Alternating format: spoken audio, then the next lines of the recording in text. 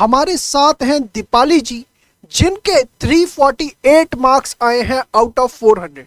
तो सबसे पहले मैं दीपाली जी को कंग्रेचुलेशंस कहना चाहूँगा इतनी अच्छी परफॉर्मेंस के लिए।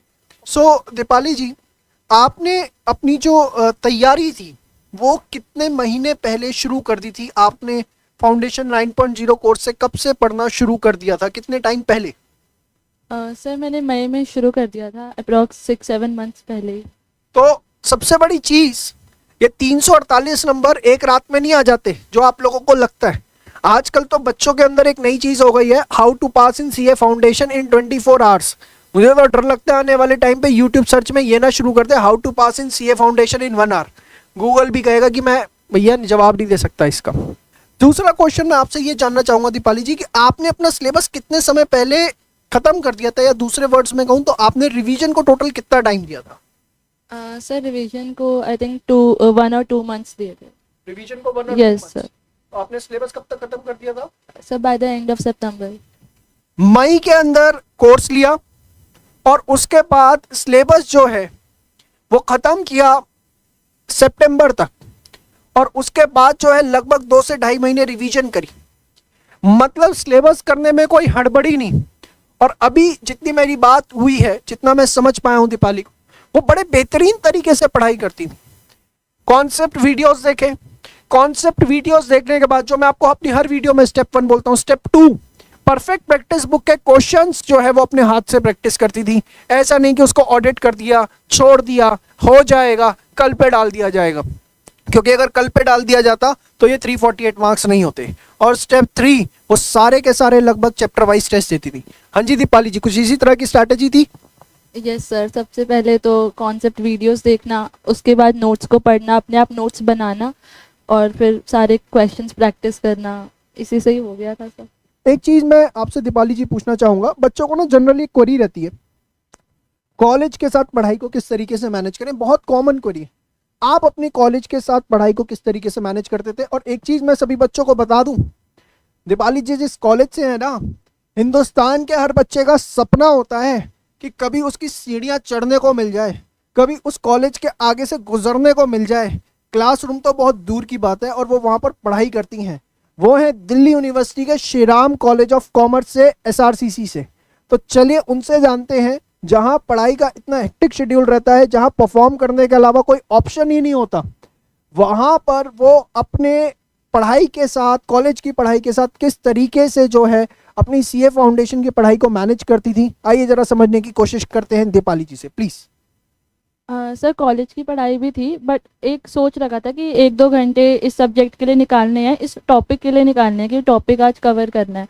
तो बस वो डेली का रूटीन था कि रात को बैठ के 2 घंटे इसके लिए पढ़ना ही पढ़ना है, कोई डिस्ट्रैक्शन नहीं उस टाइम पे। तो बस ऐसे ही हर रोज़ टाइम निकालना, और कॉन्सेप्ट को धीरे धीरे कवर करते करते चैप्टर कवर हो गया, बुक कवर हो गई। अब मैं बात करूंगा लॉ और बीसीआर से रिलेटेड कि दीपाली जी आपके लॉ और बीसीआर में 71 मार्क्स आए हैं, जो कि बहुत अच्छे हैं, लेकिन इतने अच्छे भी नहीं हैं।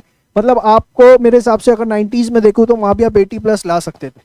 क्या करते थे और क्या नहीं किया जिसकी वजह से 80+ नहीं आ पाए? दोनों बातें आपको बतानी। सर बीसीआर में सबसे ज़्यादा टाइम मैंने लॉ को ही दिया था, लॉ को ही अच्छे से पढ़ा। मैंने थोड़ा रिपोर्टिंग को थोड़ा दूर रखा, कम्युनिकेशन को, तो उसको मैंने जो ज़्यादा टाइम नहीं दे पाई, तो कहीं ना कहीं मुझे लग रहा है कि उसकी वजह से मेरे मार्क्स कम हुए हैं।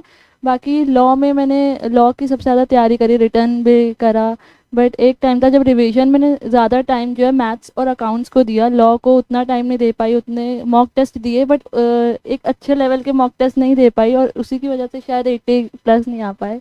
तो आपने लॉ में राइटिंग प्रैक्टिस करते थे? लॉ में जब कॉन्सेप्ट वाइज करती थी, लाइक आज एक कॉन्सेप्ट पढ़ा तो क्वेश्चंस होते थे कि उन्हें सॉल्व करना है, तो लर्न करके उसे क्वेश्चंस को सॉल्व करना। तो लॉ में राइटिंग मैंने बिगनिंग में बहुत करी थी, जब क्योंकि तब बिल्कुल न्यू थी वो चीज़, तो ताकि वो मेरे को लर्न हो जाए हर एक चीज़, तो मैंने बिगनिंग में तो बहुत ज़्यादा प्रैक्टिस करी, बट रिविजन टाइम में मैंने लॉ को इतना टाइम नहीं दे पाई। अब इसके बाद मैं आना चाहूंगा जो हर बच्चे की सबसे बड़ी दुखती दर्द है, मैथ, स्टैट्स और एलआर। तो दीपाली जी आपकी मैथ, स्टैट्स, एलआर की जो प्रिपरेशन थी वो क्या थी? आपने पहले क्या पढ़ा, टेस्ट किस तरीके से देते थे, परफेक्ट प्रैक्टिस बुक्स के क्वेश्चन कैसे करते थे? एक बार बच्चों को गाइड करें। सर मैंने मैथ्स जो है तब शुरू करी थी जब मेरा लॉ का मिड तक हो गया था सिलेबस, जब तक मेरा कुछ लॉ कवर हो चुका था तब मैंने मैथ्स शुरू किया। और एक तरह से मुझे पता था कि मैथ्स पे मेरा होल्ड है, तो मैथ्स तो मैं थोड़ा लेट भी स्टार्ट करूँगी तो कवर कर लूँगी। तो मेरे को थ्योरी सब्जेक्ट वैसे भी इतने पसंद नहीं है, तो प्रैक्टिकल में ही मैं ज़्यादा लगी रहती हूँ। तो मैथ्स में ही बस मैंने वीडियोस देख देख के बस कॉन्सेप्ट फार्मूलाज लिखती रहती थी कि इस क्वेश्चन में ये यूज़ हो रहा है फार्मूला, और जिस क्वेश्चन में ज़्यादा फंसती थी उसी क्वेश्चन को प्रैक्टिस करती थी, और मैक्सिमम क्वेश्चन ही प्रैक्टिस करने की कोशिश करती थी ताकि उसी से आगे मेरे सॉल्व हो पाएँ। तो मैथ्स तो ऐसे ही प्रैक्टिस से ही हो गया था। दो बातें आपको जो समझनी है कि मैथ स्टेट्स एलआर की तैयारी कैसे करी। जब मैथ स्टेट्स एलआर की तैयारी करी तो उस समय तक एक सब्जेक्ट थोड़ा सा हल्का हो चुका था, लॉ। लॉ लगभग आधा कवर अप हो चुका था, यही आप कह रहे हैं? Yes sir. लॉ लगभग आधा हो चुका था, क्योंकि लॉ और मैथ स्टेट्स एलआर पूरा एक साथ उठा लेना सारा का सारा थोड़ा सा तकलीफ का विषय बन जाता है। दूसरी चीज, मैथ स्टेट्स एलआर को पढ़ने का इन्होंने एक बहुत अच्छा तरीका बताया कि कौन से क्वेश्चन में कौन सा फॉर्मूला यूज हो रहा है वो देखना स्ट्रिक्टली, क्योंकि फॉर्मूला समझ में आ गया तो क्वेश्चन निकल जाएगा। सेकंड चीज, फॉर्मूले की खुद की कॉपी बनाना, उसे रेगुलरली रिवाइज करते रहना। और तीसरी चीज, खूब प्रैक्टिस करना, ज्यादा से ज्यादा क्वेश्चंस की प्रैक्टिस करना। आपने सारे क्वेश्चन प्रैक्टिस किए थे परफेक्ट प्रैक्टिस बुक के? यस सर, लाइक एक चैप्टर ख़त्म हो गया तो उसके अराउंड 50-60 क्वेश्चंस थे। तो पहले तो आईसीआई मॉड्यूल के जितने क्वेश्चंस थे वो कवर किए, उसके बाद एडिशनल क्वेश्चन बैंक भी करने बैठ गई, फिर पता लगा कि उसको इतना ज़रूरत नहीं है, फिर मैंने बट परफेक्ट प्रैक्टिस के सारे कर लिए। लास्ट पेपर इकोनॉमिक्स और बीसी के दीपाली जी से जानेंगे, क्योंकि यहाँ तो बच्चों को ऐसा लगता है 11th-12th में पढ़ लिया, क्यों ध्यान देने की ज़रूरत है, क्या करने की ज़रूरत है। तो जानेंगे इकोनॉमिक्स और बीसी के को लेकर दीपाली जी की क्या स्ट्रैटेजी रहती थी, प्लीज़। पहले मुझे भी ऐसा ही लगा था कि इकोनॉमिक्स तो हो जाएगी, 12th वाली है तो, लेकिन जब मैंने उसके एमसीक्यू टेस्ट देने स्टार्ट करे तो मतलब एक एक कुछ भी अलग सा ट्विस्टेड क्वेश्चन में फंस रहे थे। तो उसमें लगा कि एक बार रीडिंग अच्छे से होनी चाहिए उसकी, तभी दे सकते हैं। बाकी अच्छे से कॉन्सेप्ट समझे थे, रीड करा था, बट एट द एंड सारे एमसीक्यूज ही दिए थे। लास्ट में आते आते सब कुछ रीड नहीं, बस एमसीक्यूज प्रैक्टिस करी थी तो हो गया था। परफेक्ट प्रैक्टिस आई थिंक मैंने एग्ज़ाम से पहले 2 बार करी थी, तो ताकि सारी चीज़ें माइंड में थी कि हर एमसीक्यू का। मतलब आप ये कहना चाहते हैं इकोनॉमिक्स बीसी के में कॉन्सेप्ट से ज़्यादा आपको एमसीक्यूज के ऊपर फोकस करना चाहिए, क्योंकि उससे आपको ये पता लगता है किस तरह के ट्रिकी क्वेश्चंस आ सकते हैं और आपको अंदर एक कॉन्फिडेंस आता है कि उनको किस तरीके से मैनेज करना है। यही कहना चाह रहे हैं? बिल्कुल सर, लेकिन एमसीक्यू में से कॉन्सेप्ट भी कवर हो ही जाते हैं, आप जितने भी डिमांड वगैरह के देख लो क्वेश्चंस, तो आप उसको सॉल्व करो एमसीक्यू को, सब कॉन्सेप्ट क्लियर हो जाते हैं।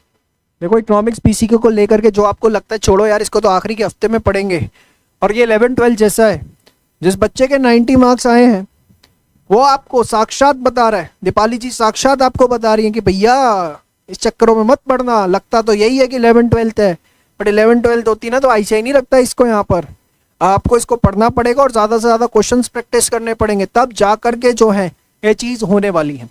अब दीपाली जी मैं थोड़ा सा जानना चाहूँगा आपसे, आपने जब हमारा कोर्स लिया तो वो 6300 का रहा होगा, 6000 रुपये के आसपास मई के अंदर, तो आपको नहीं लगता था कि इतना सस्ता कोर्स है, इसमें इतना कंटेंट, इतनी वैरायटी, इतने टेस्ट पेपर्स मिल पाएंगे? उम्मीद थी आपको? सर पहले मैंने डिटेल्स में जाके यही चेक किया था कि सिर्फ वीडियोस हैं और क्या क्या है, मॉक टेस्ट वगैरह, बट उसमें सब कुछ डिटेल में दिया हुआ था और मुझे ये मतलब अफोर्डेबल भी लगा था बहुत। और फिर मुझे लगा था कि लाइक मेरे को स्टडी मैनेज करनी है कॉलेज के साथ, तो इतना हैवी भी नहीं चाहिए था शेड्यूल, तो मुझे लगा था रिकॉर्डेड है, सब कुछ हो जाएगा। और मॉक टेस्ट वगैरह ने तो बहुत फिर हेल्प करी, सब कुछ डिटेल में था। टेस्ट पेपर्स की क्वालिटी आपको क्या लगी? सर लाइक टेस्ट पेपर अगर एक चीज़ में कुछ कवर नहीं है वो दूसरे पेपर में कवर था, तो सब कुछ कवर था एट द एंड। अगर आप दे रहे हो टेस्ट पेपर तो आपका एट द एंड सब कुछ कवर हो ही जाएगा। ऐसा तो नहीं लगा आपको कि फॉर्मेलिटी के लिए टेस्ट पेपर्स बना दिए हो इन लोगों ने? नहीं सर, ऐसा तो नहीं था, मतलब सब कुछ हर क्वेश्चन मतलब रिलेटेड था, कोई प्रीवियस ईयर में यूज़ हुआ हुआ था, कोई एमटीपी में से था, कुछ आरटीपी में से था। तो एट द एंड अगर आप उन टेस्ट पेपर कर रहे हो तो आपका पिछला सब कुछ कवर हो रहा है, एमटीपी भी हो रहे हैं, आरटीपी भी हो रहे हैं, तो फिर उसके बाद आपको कुछ करना ही नहीं है। परफेक्ट प्रैक्टिस बुक को लेकर के आपका क्या ओपिनियन रहा, मतलब किस तरीके से वो स्टूडेंट्स को यूजफुल हो रही है, फ़ायदेमंद हो रही है?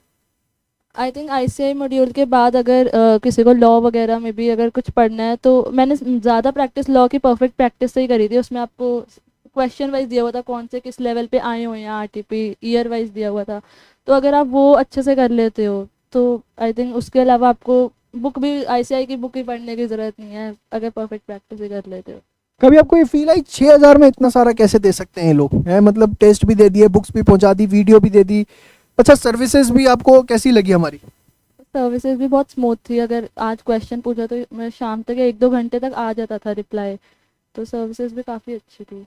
तो आपको लगता था 6,000 के अंदर, मतलब आपने जो 6,000 का कोर्स लिया, इसकी वर्थ आपके हिसाब से, मतलब कई बार होता है ना बच्चे कैलकुलेट करते हैं कि इसकी वर्थ इतनी की होनी चाहिए थी, इन्होंने इतने में दे रखा है, तो आपको क्या लगता था कि भाई 6,000 का कोर्स जो है इनका, इसकी रियल वर्थ तो इतनी थी टाइप ऑफ? तो इसकी वर्थ तो ज़्यादा ही थी, लाइक बहुत अफोर्डेबल था जैसे मैंने कहा, तो इसका it was worth it, like उसको लेना वर्थ था। उसकी वैल्यू अगर दूसरे अगर हम प्लेटफॉर्म पे देखें तो बहुत ज़्यादा के कोर्सेज मिलते हैं, उसकी वजह से हम ले भी नहीं पाते वो कोर्सेज, तो इसलिए तो ये काफ़ी वैल्यूएबल कोर्स। तो आपको लग रहा है कि team grouping education academy CA course को एक सही डायरेक्शन के अंदर बच्चों के लिए अफोर्डेबिलिटी के साथ क्वालिटी प्रोवाइड कर रही है? यस सर, बिल्कुल।